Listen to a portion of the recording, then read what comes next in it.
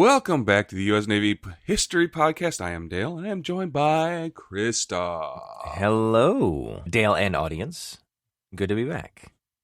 On the morning of September 11th, 2001, the United States awoke to what seemed like an ordinary Tuesday.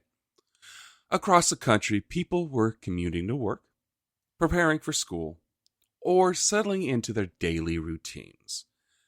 New York City's skyline gleamed in the clear, late summer air.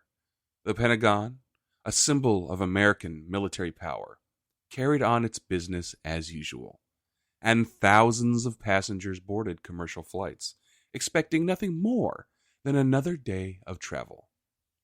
But by the end of that morning, the course of history had changed forever.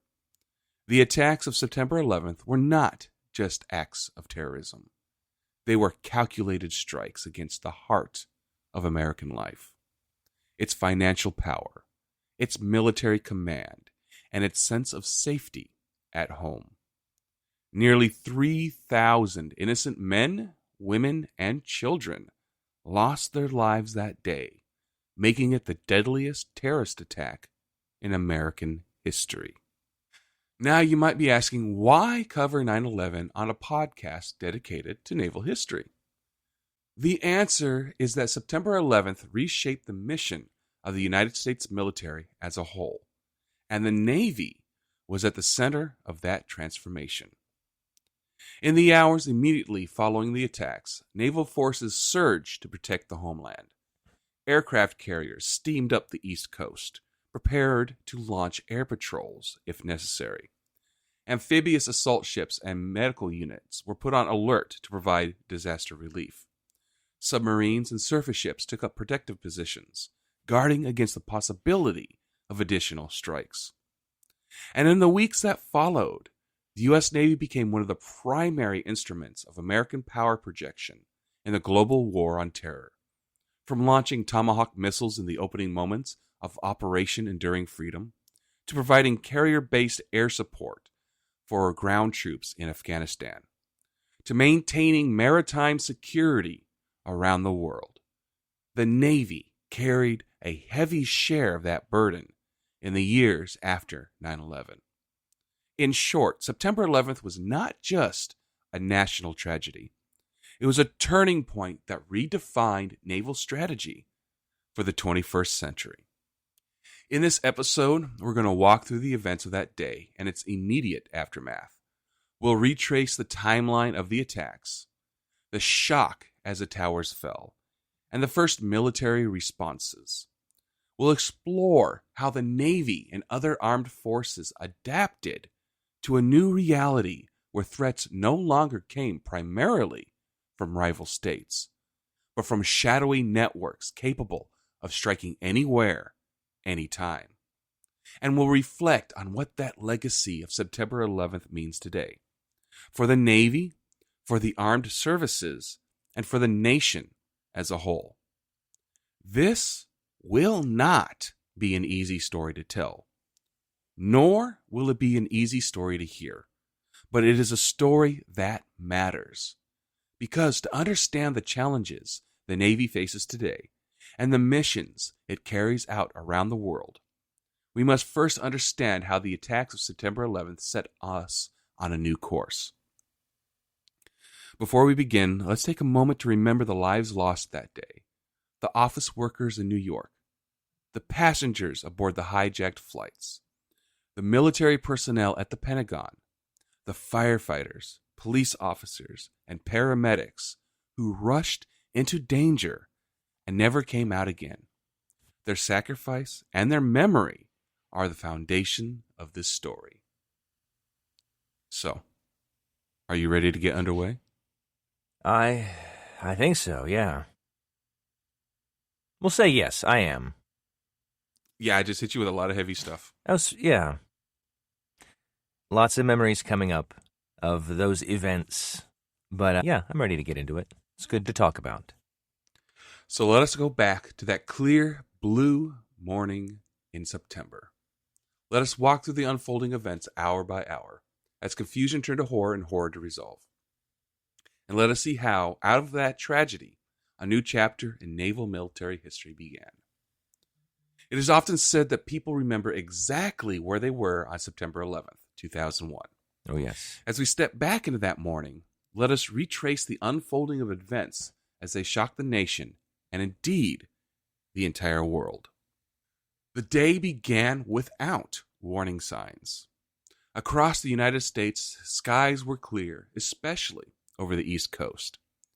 In New York City, office workers poured into lower Manhattan, streaming towards the World Trade Center towers. At the Pentagon, thousands of defense employees carried out their duties as usual. At airports in Boston, Washington, and Newark, passengers lined up for early flights, never suspecting that some of those planes had already been targeted by terrorists. The attackers were members of Al-Qaeda, a militant Islamic network led by Osama bin Laden. They had spent months preparing, training, and embedding themselves in American society. On this day, 19 hijackers boarded 4 commercial airliners with a singular mission: to turn passenger jets into weapons. At 7:59 a.m., American Airlines Flight 11 took off from Boston's Logan International Airport bound for Los Angeles. It carried 92 people. Within minutes, hijackers seized control of the plane, redirecting it south towards New York City. At 8:46 a.m., the world changed. Flight 11 slammed into the North Tower of the World Trade Center between the 93rd and 99th floors. The explosion and fireball were broadcast almost immediately on live television, as smoke billowed from the upper stories of one of the tallest buildings on Earth. At first, many believed it to be a tragic accident, a terrible aviation disaster. Few could comprehend that this was an act of war. But just 17 minutes later, that illusion was shattered.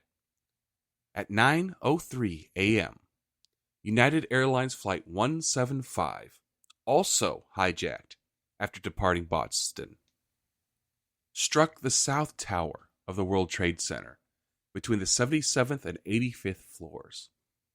Millions of Americans were watching live as the second plane appeared suddenly on their television screens, banking steeply before plowing into the tower in a fireball of smoke and flame.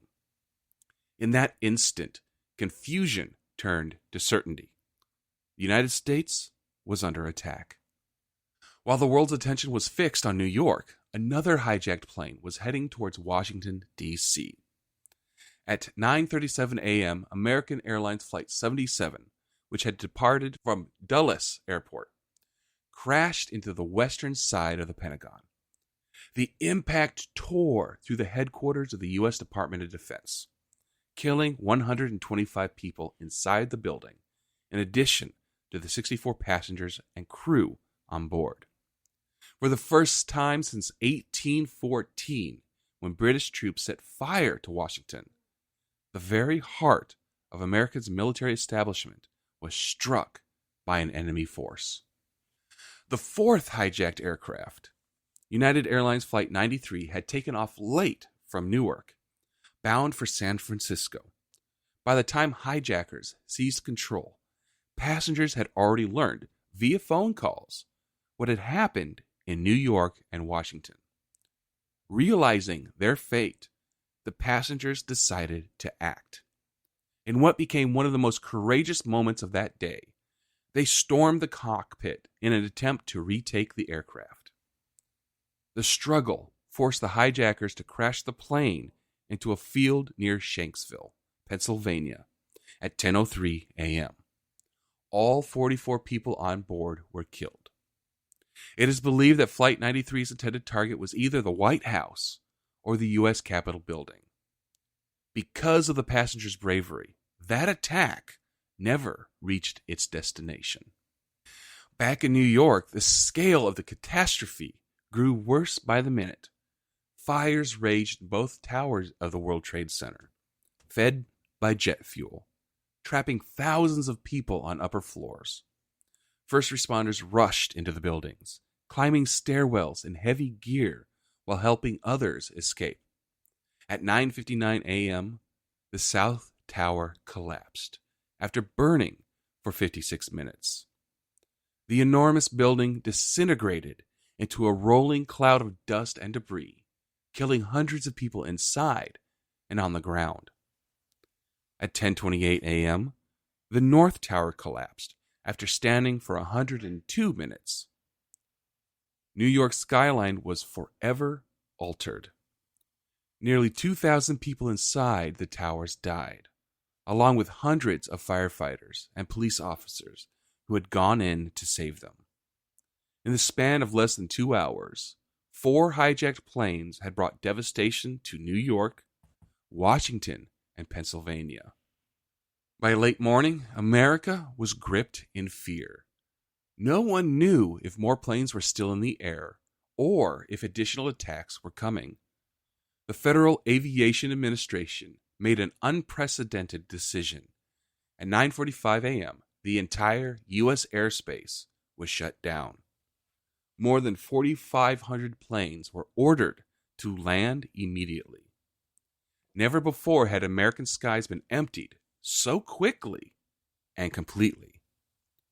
The military scrambled to respond. Fighter jets patrolled the skies over major cities. Naval forces were placed on high alert, with ships deployed to guard the East Coast and protect against the unknown. For ordinary Americans, the morning brought heartbreak and disbelief. For the military and the government, it brought the sobering realization that the nation was facing a new kind of war, one that was already unfolding in real time. That was the morning of September 11th. 2 hours that reshaped the world. Next, we'll turn into the immediate aftermath, the collapse of the towers, the shock that rippled across the nation, and the first steps in the military response. I know that you mentioned in that opening about how most people knew where they were when that happened. It's just one of those things burned in your memory. I guess the only thing similar to that I can think of previous was the assassination of John F. Kennedy. And like my mom knew where she was when that happened, and the experience that everybody had as she describes that was extremely similar, because it's just a very shocking event that no one knew what would happen after. Like, what does this mean? It's just a bunch of uncertainty, a bunch of, like, you're reeling because you didn't think this could happen. Same thing happened after the attack on Pearl Right, Harbor. yeah, we talked about that. And the sinking of the Louisiana. Things, Just those big, shocking things. Yeah, and people, there is an instinct for somebody to do something. Like, it's like, we need to do something. And it's always tricky in those situations because there are actors that will try to take advantage of such tragedies to do whatever they want to do that's not so great before all the facts are in. But I remember I was just married. Like, I had been married just over a year at that point. And my sister-in-law was staying with us while her husband was undergoing military training in Alabama. And came into the living room and said, a plane just crashed into a tower in New York. And I thought, oh, what a weird accident. And I was picturing a smaller plane, like I didn't see it. And then by the time I got to work, the second plane had hit. And then it was clear that this was not an accident because there were a zillion cameras looking at the towers when that plane crashed into the tower. And my brother-in-law, who's a pilot now, it was like, yeah, that avoiding that would have been easy. Like, you have to go well out of your way to crash into a structure like that. And so that was mind-numbing. No attack had been perpetrated in that way. I think in the past we've talked about the bombing of the Cole in 2000 and the bombing of African embassies in the late 90s and even the bombing of the World Trade Center in 93. All of these were bombs. They were conventional ways to try to take something down, and this was brand new, and nobody outside of I guess that Tom Clancy novel could have anticipated that. The one where, am I thinking about the right one? There's a Japanese pilot that crashes into the Capitol. Anyway, it was just stupefying. Yeah. I was actually part of the military response for this. Oh, yeah? Yeah, I was stationed on board the USS George Washington, CVN-73 at the time. Okay. We had just come out of the shipyard, and we were doing our workups. We were doing a COM-2X JTFX, which is Yes, please. massive. Go ahead. I don't know what those letters mean, so I'm glad you're about to define it. There are exercises that we do to make sure that everything is working. That's where we're doing our qualifications to be able to operate. All right. And it's a lot of training. We were doing it off the coast of North Carolina. When the attack happened, it was in the morning. I was actually TAD, temporary assigned duty, to the mess decks. So I was actually on there's 3 shifts. I was on the mid-rat shifts. So I got off of duty just before all that happened. So I actually was down in the berthing compartment in my rack getting rest when all that happened. My rack was right next to the communal area. That's where our TV is. So anybody who's not on duty is going to be in there watching TV, which is kind of annoying when you're trying to sleep. I imagine so. But it is what it is. So they actually had the news on.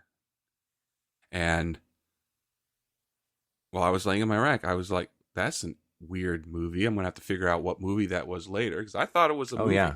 That fireball of that second airplane was straight out of a movie. So when I got up, I found out that it was real, that it actually happened. That evening, the captain came over the WNMC, which is the general announcing system.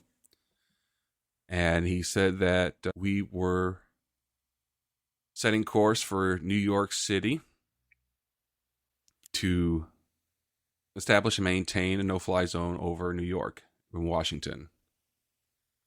Wow. So just in a matter of hours, really, we went from a peacetime training to wartime operations. What was that transition like? Like, do you remember what the mood was with the crew on that ship? Like, how did it feel? Well, I mean, there's also the shock of that we're actually, about to undergo combat operations. Oh, yeah. But it's also, this is what we've just spent years and years training to do. So it's like, other than the fact that knowing that it's real, nothing really changed. Okay. Yeah, you're just doing the same exercises, but it's just like the bombs on the planes are now real. Yeah. So the next morning, September 12th, we actually pulled in to within sight of the coast of New York City, where we suspended air operations. We don't do air operations that close to shore, other than helos. Right. Okay. As the sun came up, we had the hangar bay doors open, and we could see New York with the column of smoke going up. But the reason we did that is for hearts and minds. Since we could see them, they could see this massive aircraft carrier right off their coast. Oh, yeah. To give the civilians the knowledge that we are there and we're there for them. I'm sure that helped set some people at ease. Just because, like I said, with so much uncertainty and instability, knowing that you're there is helpful. Yeah. So we steamed up at the coast a couple times and then pulled back out to sea and resumed capture and launch operations. Wow. I'm surprised, impressed. I'm not sure what the right word is, that you were involved in that response. That's cool in a way, but it's not cool that that had to happen. You know what I mean? But thanks for being there. All right. I think it's time to get back to it. All right, no problem. Go ahead.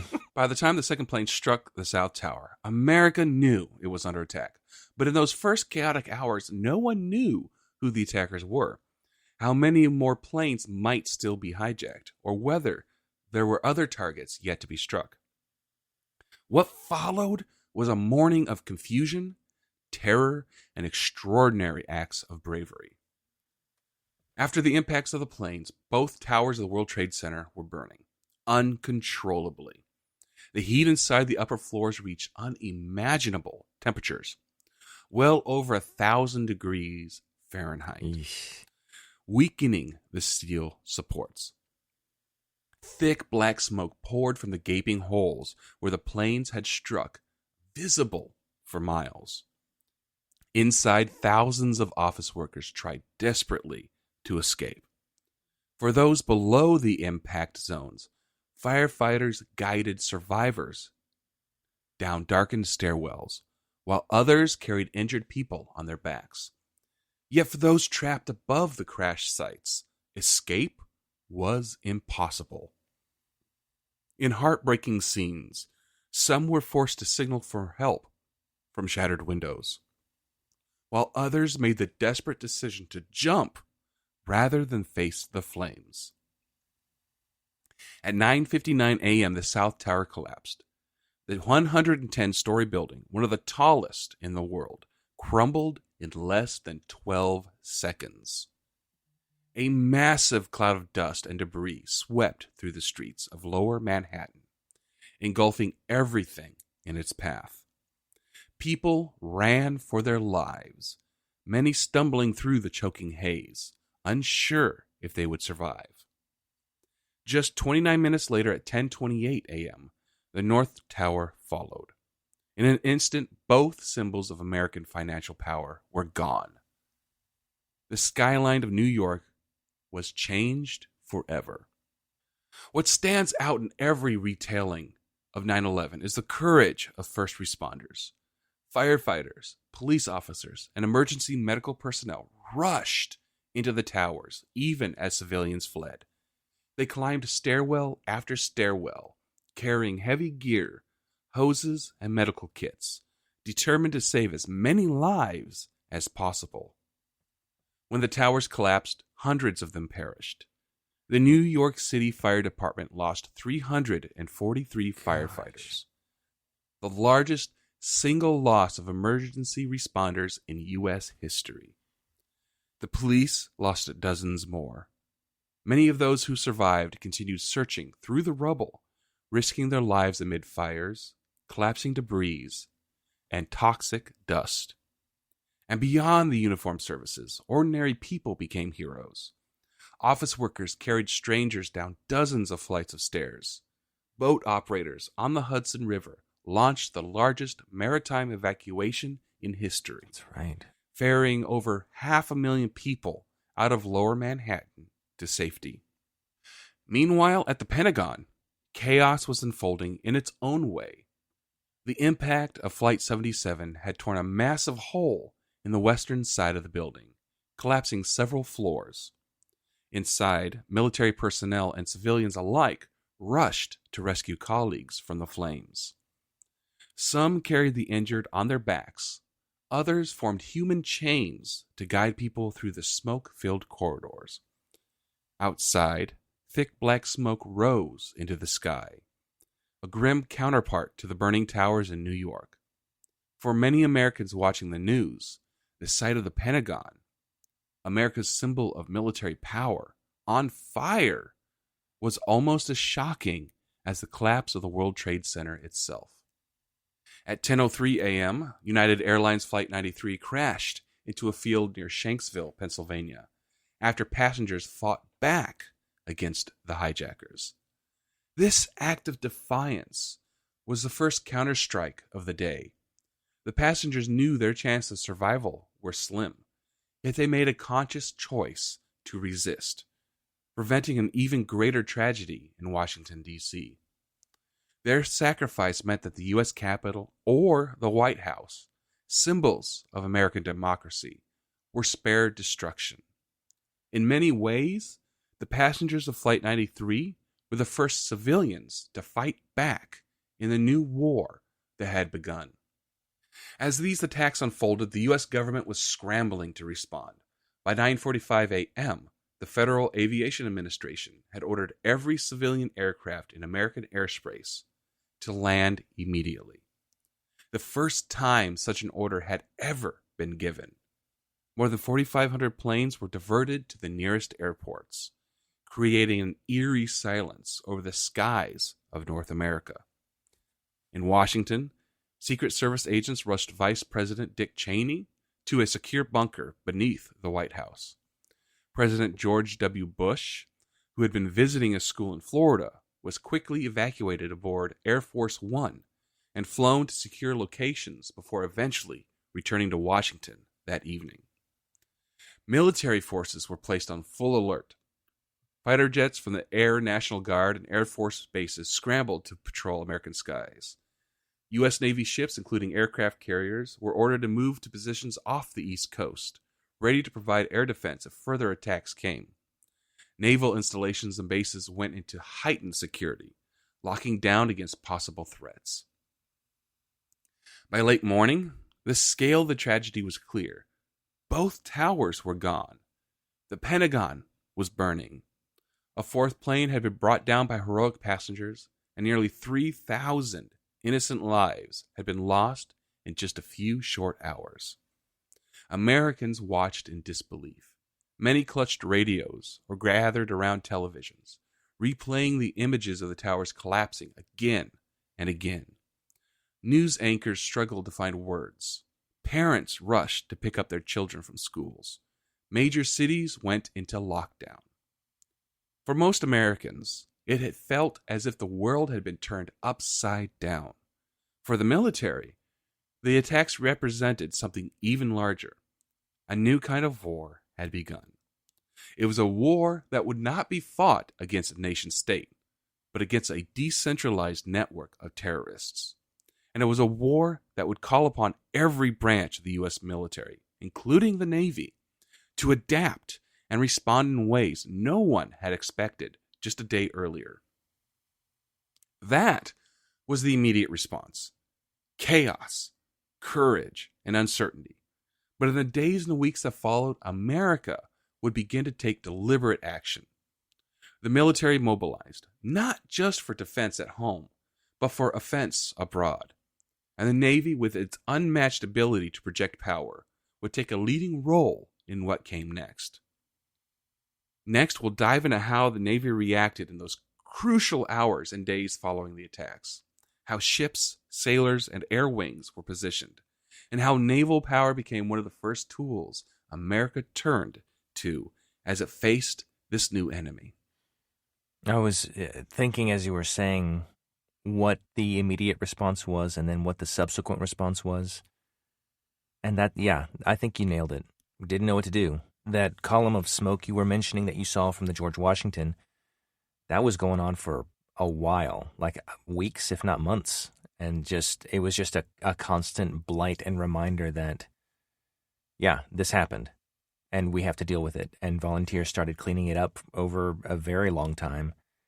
One of the things that I found most impressive in the response department was prior to this, it was like any other time where politicians were very divided and the country was very not quite as aggressively divided as I think we are today, although I could be mistaken. It could be rose-colored glasses that I'm looking back with.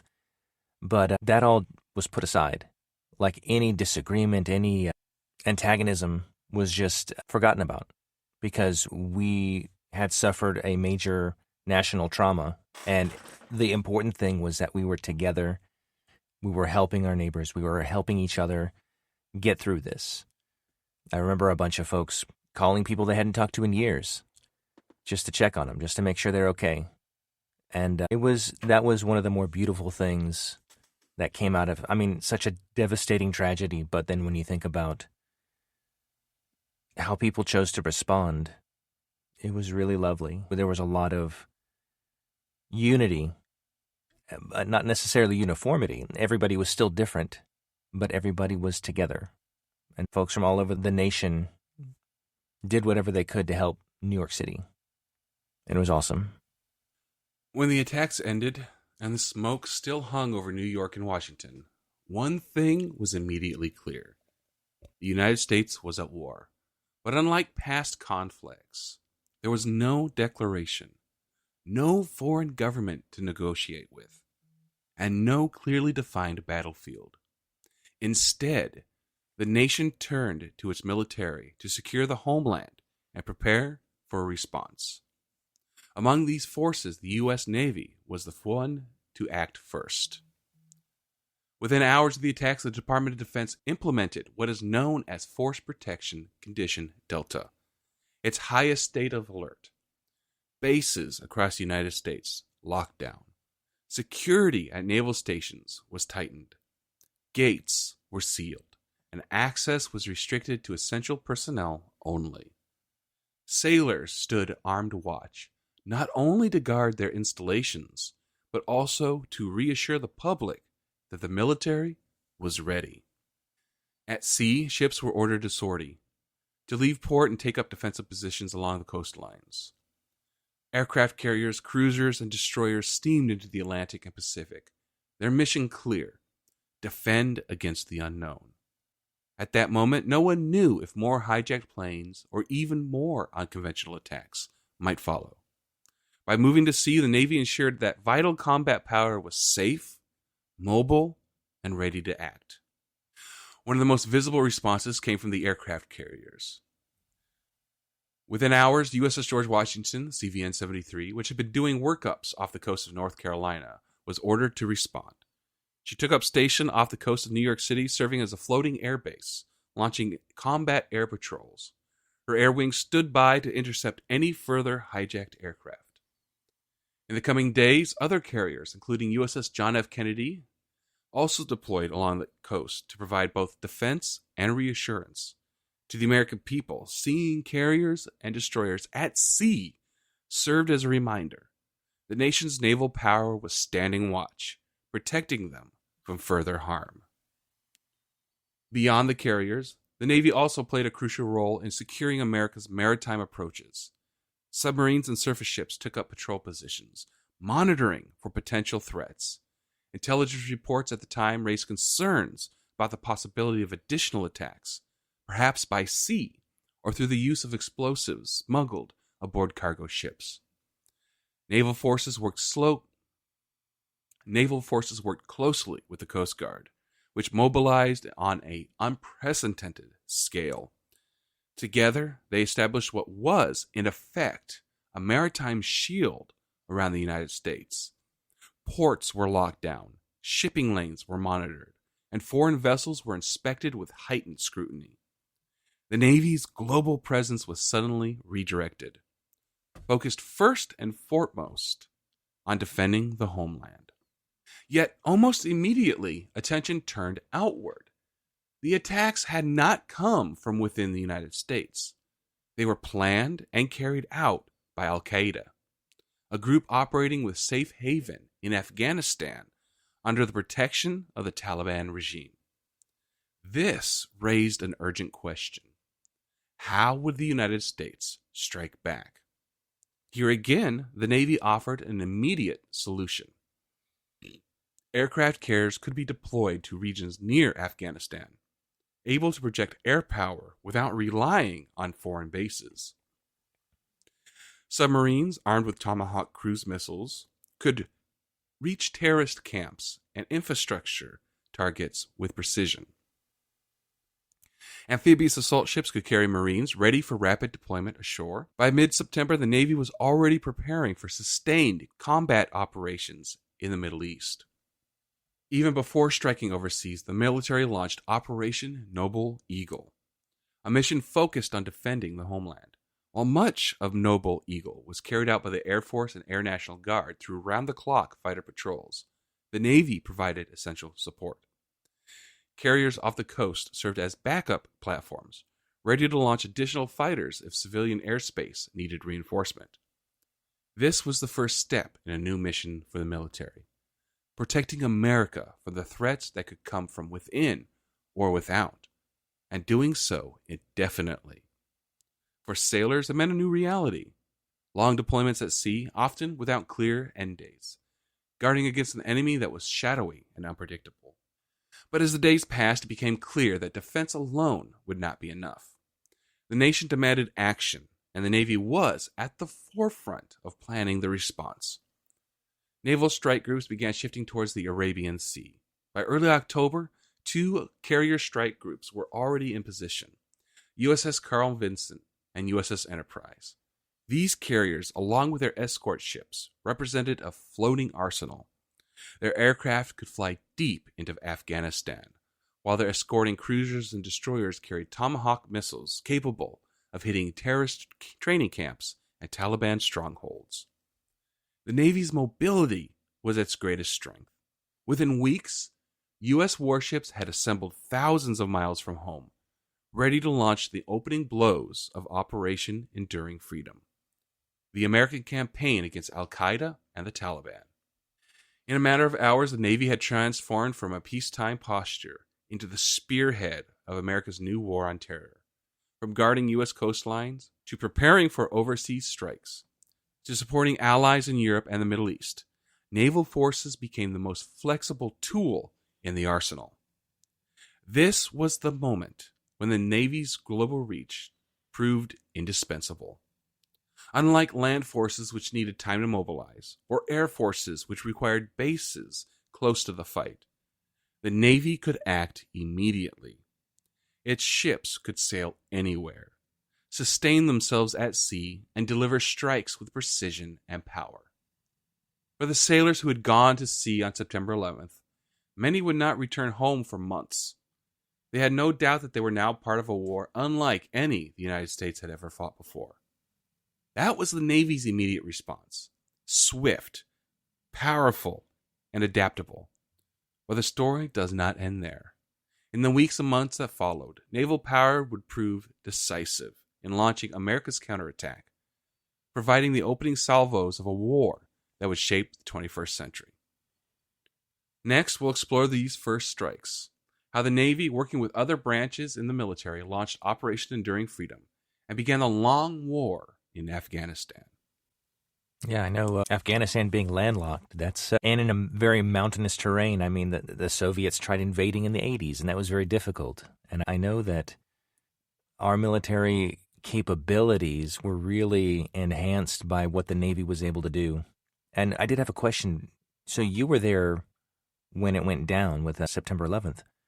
Were you deployed, or did you support in any of these theaters, or what was your participation?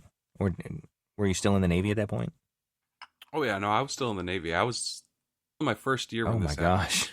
Yeah, at the very beginning, I mean, as when we were recounting where we were earlier in the episode, we did Operation Noble Eagle. That's where we started. And we stayed out to sea longer than we had first planned to. So did a lot of people. A lot of ships and sailors. Eventually, we went back to port, got all of our qualifications done, and we deployed for Operation Enduring Freedom July of 2002. Okay. Which was our scheduled deployment date. For the guys that were already deployed, unfortunately, they had a rougher deployment than first initially thought. They ended up being out to sea longer than normal. How long is normal? Is it like a year, 2 years? Deployment typically lasts 6 months, but there's also a number of port of calls thrown in there to help, break it up a little bit. Yeah. R&R during deployment, which is standard for any service. You get time off. That's cool. But when this happened, a lot of protocols were obviously canceled. Oh, yeah, I imagine so. Just the security concerns, and they had to figure out what that looked like in this new. Security concerns and also needing to be on station. Whoa. So, but we deployed in July, late July 2001, went over, and we now transitioned back to more of a normal deployment, but it is a combat deployment. It wasn't a peacetime deployment anymore. Right. So we relieved the carrier in Persian Gulf, and we did our role in Operation Enduring Freedom, Crazy. doing combat sorties. That's incredible. I mean, thank you for your service. I am really impressed at how you said the other branches need time to organize, especially when you're in peacetime footing and then all of a sudden you have to switch. The Navy is constantly training and constantly deployed and at sea, and so they're ready to roll. But when it comes to a conflict somewhere on the globe, you can't pre-position a ton of like Army soldiers somewhere because there's no guarantee that that's where the conflict's going to be. And so they can't have that kind of anticipation. Well, that's not entirely yeah? true. Tell me more. For instance, right now with everything that's going on in Ukraine and everything like that, we have 4 deployed troops in NATO countries around Ukraine. But that happened after that conflict started, right? I mean, it's still preparation, but when it's something out of the blue, literally like 9/11, did we have a bunch of troops in the Middle East, South Asia area?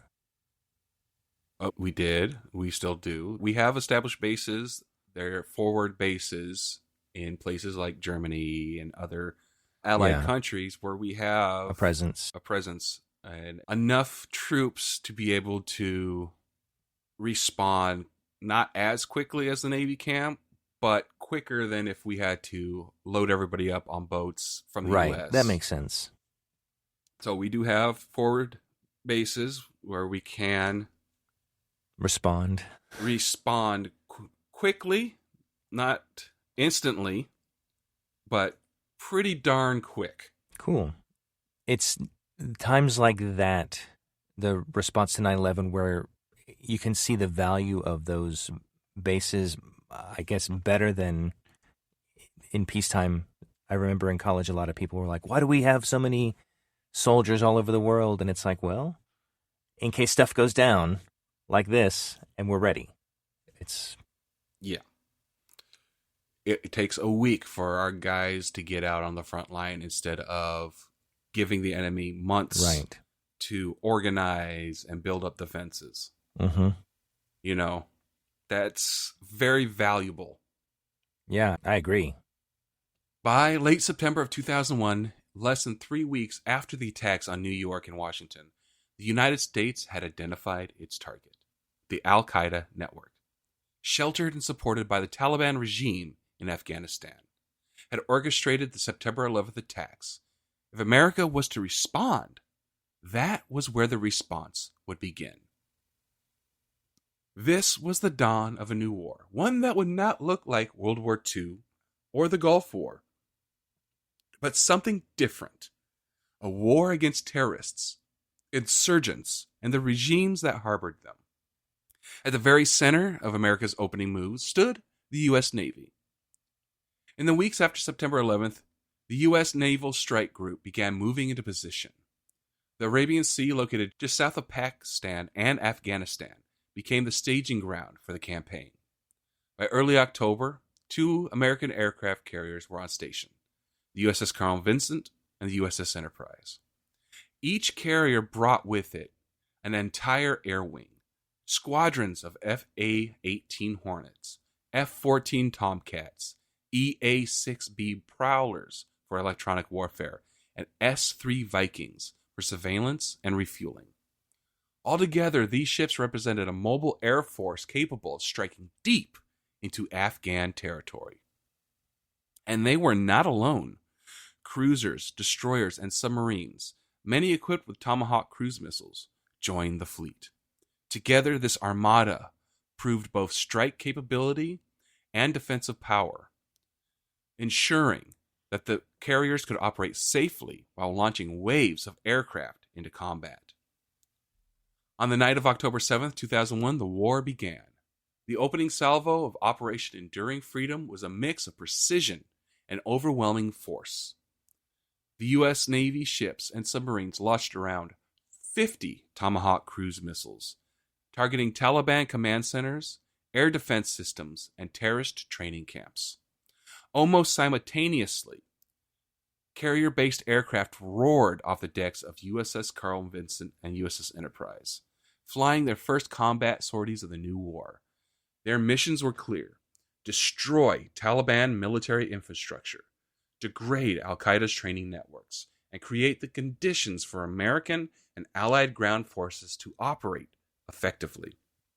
The strikes were coordinated with the U.S. Air Force bombers flying from distant bases, but in many ways, the Navy carried the burden of those first days. With no American bases inside Afghanistan, carriers at sea were the only platforms capable of sustained air operations in the region. The Navy's use of Tomahawk missiles in those early days deserves special attention.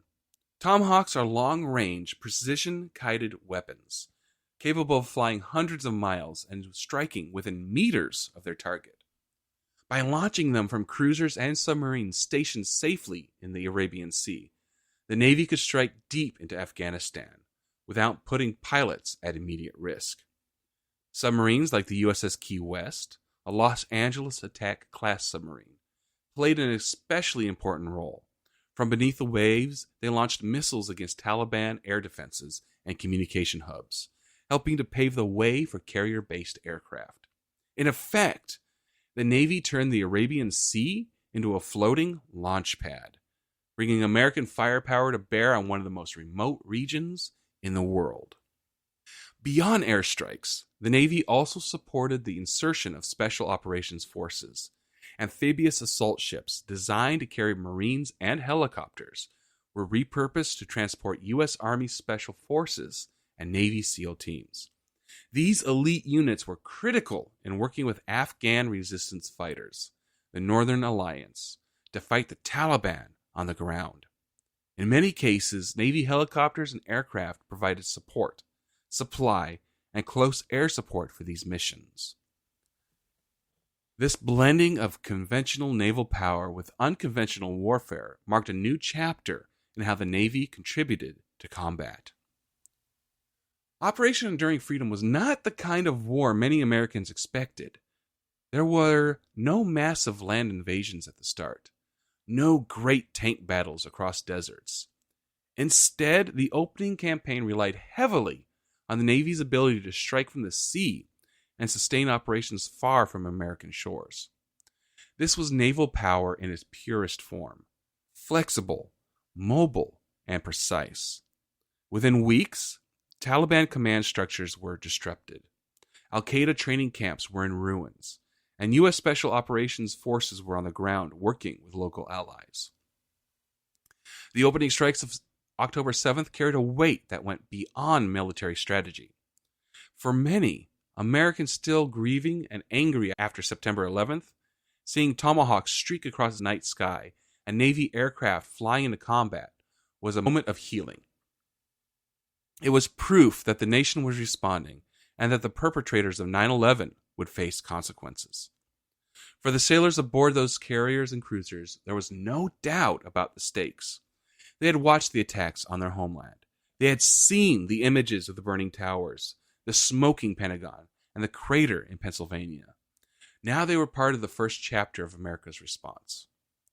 But while the initial strikes were successful, they were only the beginning.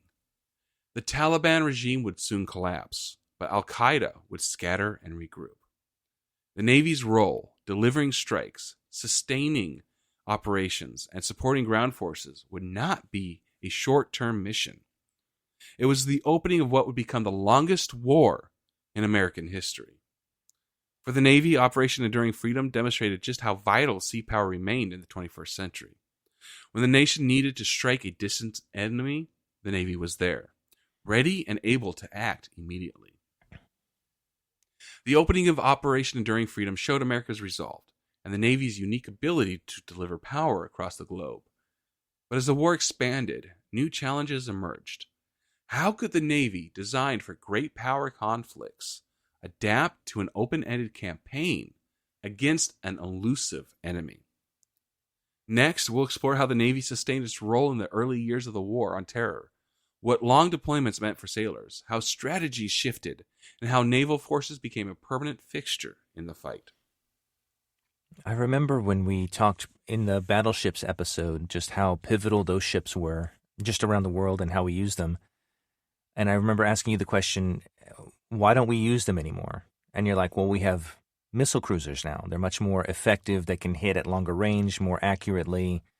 It's just better all around. And then when a conflict like this happens, you see that in action, and it's impressive. Like all the technology that's gone into consistently improving the ships that we use and how they're able to be used. It makes a difference. Especially, I think Afghanistan is landlocked. Like the idea of a ship hitting that country is absurd, or would have been like 100 years ago, but it's a different world. And it's really cool, like what we're able to do. As the opening strikes of Operation Enduring Freedom gave way to a broader campaign, it quickly became clear that the war would not be short. The Taliban government collapsed faster than many expected, but Al-Qaeda did not simply disappear. Its leaders scattered, its fighters blended into rugged mountains, slipped across borders. What followed was not a conventional war, but a long, grinding campaign against an enemy that refused to fight on traditional terms. For the U.S. Navy, this meant settling into a new reality, a war without a clear front line, and deployments that seemed to stretch endlessly. Carrier air wings continued launching daily sorties over Afghanistan, dropping precision-guided munitions, providing reconnaissance, and supporting special operation units on the ground. For many sailors, the pace was relentless. Long hours, constant readiness, and the knowledge that their missions were tied directly to the defense of their homeland weighed heavily. Unlike previous wars, where victory could be measured in captured territory, this conflict had no easy markers of progress. Yet the Navy's presence was essential. Every flight launched, every Tomahawk strike, every intelligence-gathering mission weakened the networks that had carried out 9/11. Sustaining the fight in Afghanistan was not just about the Arabian Sea. The Navy also maintained a worldwide presence to deter other threats and reassure allies.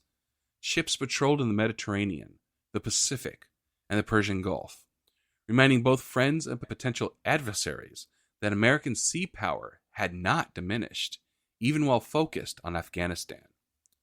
Logistics ships and supply vessels played a quiet but vital role.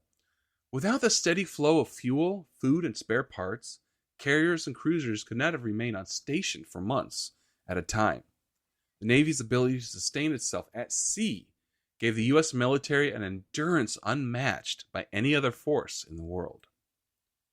Over time, the Navy's role expanded beyond strikes and patrols. Maritime interdiction operations became central as naval forces worked to prevent terrorists from moving weapons, fighters, or money across the world's oceans. Amphibious ships also carried Marines who were called upon to deploy ashore when needed. In essence, the Navy became both a sword and a shield, striking America's enemies abroad while guarding against the possibility of future attacks at home.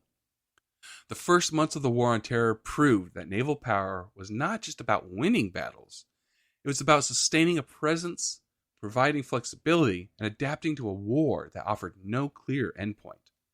But even as the Navy shouldered this burden, the legacy of September 11th was still unfolding. Next, we'll reflect on what the attacks meant for naval history, for the sailors who served, and for the future of America's military strategy. I guess looking back at the conflict, I mean, over 20 years now, I just remember the different phases of like President Bush asking for a troop surge in Afghanistan and Iraq to kind of get us over the hill, or like past the obstacles that we had, and this was a long, drawn-out conflict, and a lot of people disagreed with what the end goal was. And that's the thing, is when you have a decentralized power that's cross-national, how do you know when you're done? With World War II, it was clear. You take Berlin, and then you negotiate peace with Germany, or same thing with Tokyo. But this was a whole different thing. And I don't know if there are a lot of strong examples throughout history of anything like this. Like you go back to ancient history, there weren't a lot of tribes that didn't take or claim land. Like the Carthaginians had land, and if you defeated Carthage, you had Carthage. Yeah, this was, I don't know, maybe it's my ignorance speaking, but this is brand new to me. And fighting an enemy like this is very different, and it's hard to know when you're done. I mean, throughout history, there was always terrorist attacks, but nothing like this, like partisans to my in a knowledge. specific country, I think. Like they disagreed with the Albanian government, and so you had Albanian partisans or terrorists, or like the troubles with Ireland and the UK. I get that, but it wasn't, those organizations didn't have bases around the world or like a cross-national presence, you know what I mean? Not that I'm aware of. Mm-hmm. So this is not unique necessarily, but rare. New. That's the right word.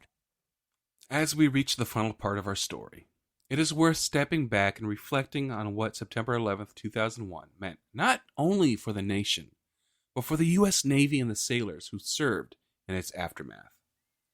The attacks that morning changed everything. They shattered the sense of safety many Americans felt, and they forced the military to reimagine its mission. The Navy, an institution long prepared for great power conflicts with rival nations, suddenly found itself at the center of a fight against shadowy networks, hidden training camps, and an enemy with no borders or flag. For the sailors who put to sea that day, the memories remain vivid. Many had family and friends in New York, Washington, or Pennsylvania. They stood watch at sea while knowing their loved ones were grieving ashore. They shouldered the weight of duty while the nation itself was still in shock. It is easy to talk about carriers, tomahawks, and strike groups, but behind every deployment were men and women who volunteered to serve. Ordinary Americans placed in extraordinary circumstances. Their sacrifices deserve to be remembered alongside the victims of 9/11. In the years that followed, the Navy adapted in ways that reshaped its future. Homeland defense became a permanent mission. Intelligence, surveillance, and counterterrorism gained new priority. Amphibious ships, submarines, and carriers were no longer just tools of conventional warfare. They were part of a global effort to prevent attacks before they could reach American shores. In many ways, September 11th marked the beginning of a new era in naval history. The Cold War had ended a decade earlier, but the Navy's role in the post-9/11 world was to ensure that the oceans did not become highways for terrorism. Today, more than 2 decades later, the legacy of 9/11 is still with us. The Navy continues to deploy worldwide, projecting American power, protecting sea lanes, and deterring enemies. But it also continues to carry the lessons learned from that day: the need for vigilance, the value of readiness, and the importance of flexibility. When we look back, it is clear that September 11th was not only an attack on American cities, but a turning point in its military history. For the Navy, it was the day that peacetime operations gave way to a new kind of one that demanded endurance, sacrifice, and resilience. Normally, when we end an episode, we honor one of our fallen angels. Instead, we want to honor the memory of those who were lost on September 11th. We also want to honor the sailors, Marines, soldiers, airmen, and first responders who answered the call in its aftermath. Their service stands as a reminder that freedom must be defended, sometimes in unexpected ways and against unexpected enemies. Yeah, I don't know what else to add to that. I know that the impact of that attack and the families that were directly affected and the nation that was also affected, not as directly as those specific families, that is something we still carry. And that's something we're still having to work through and still having to figure out how we respond to. How do we make the world into something where that doesn't happen? And that is the question.